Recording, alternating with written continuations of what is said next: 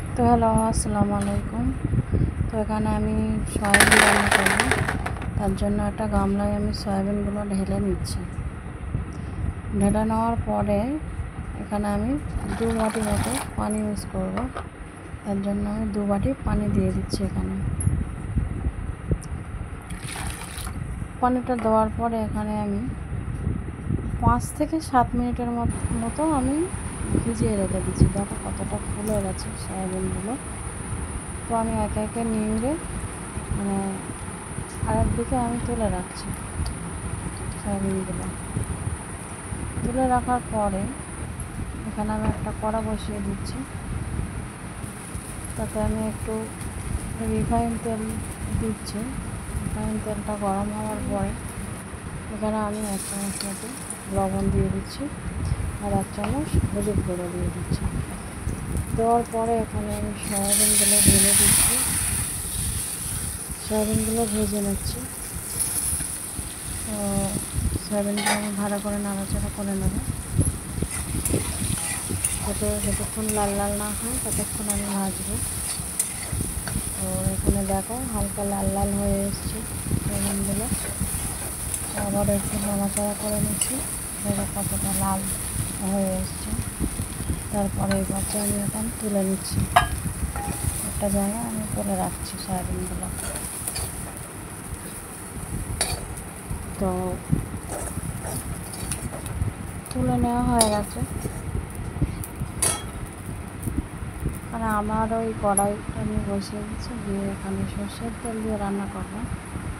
সর্ষের তেল দিয়ে দিলাম।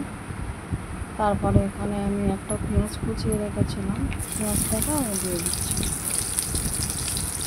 পেঁয়াজটা দেওয়ার পরে এখানে আমি পেঁয়াজটাকে ভালো করে নাড়াচাড়া করে একটু লাল লাল করে ভেজে নেব।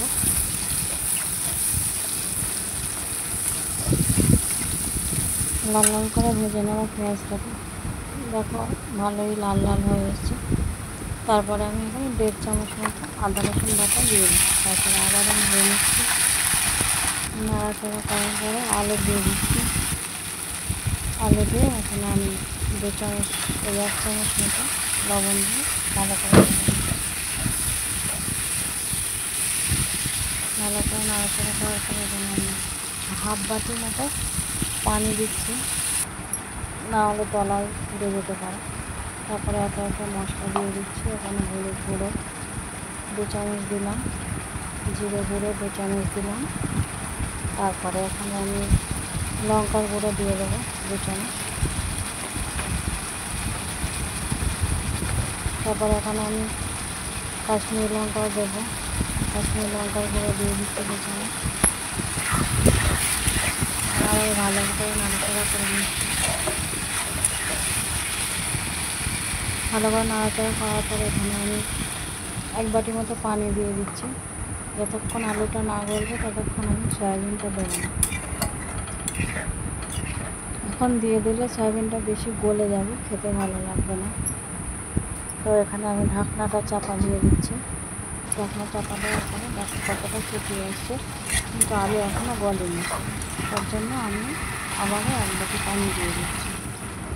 আলুটা গলে যাক, তারপরে আমি আমার সয়াবিনটা ঢেলে দেবো। তো এখানে আবার একটু নাড়াচাড়া করে নিই।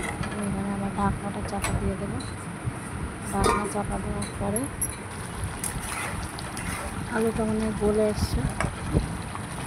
তো আলু গলে গেলে আমি এখানে ভেজে রাখা সয়াবিনগুলো আমি দিয়ে দিচ্ছি।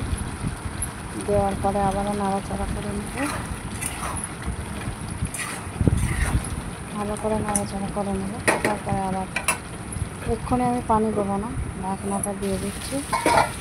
দেখো কত সুন্দর লাগছে দেখতে। তো আবারও নাড়াচাড়া করে নেব। নাড়াচাড়া করার পরে এই পর্যায়ে আবার আমি ঝোল দিয়ে দেবো। তো এখানে আমি 2 বাটি মতো পানি দেবো। বেশি ঝোল রাখবো না, একটু কষা কষা রাখবো। সয়াবিন বেশি ঝোল ভালো লাগে না খেতে। তো এই সয়াবিনের তরকারিটা রুটি, লুচি, পরোটা, ভাতের সঙ্গে খেতে পারবে। তো এখানে আবার আমি ঢাকনা চাপা দিয়ে দিচ্ছি। দিয়ে দেখো কতটা হয়ে এসছে। তো আমার ভিডিওটা ভালো লাগলে লাইক কমেন্ট শেয়ার সাবস্ক্রাইব করতে বলবেন না, আমার পাশে থাকবেন।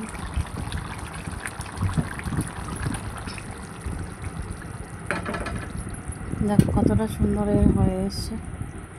তো এবার খাওয়ার পালা। খুবই সুন্দর লাগছে দেখতে।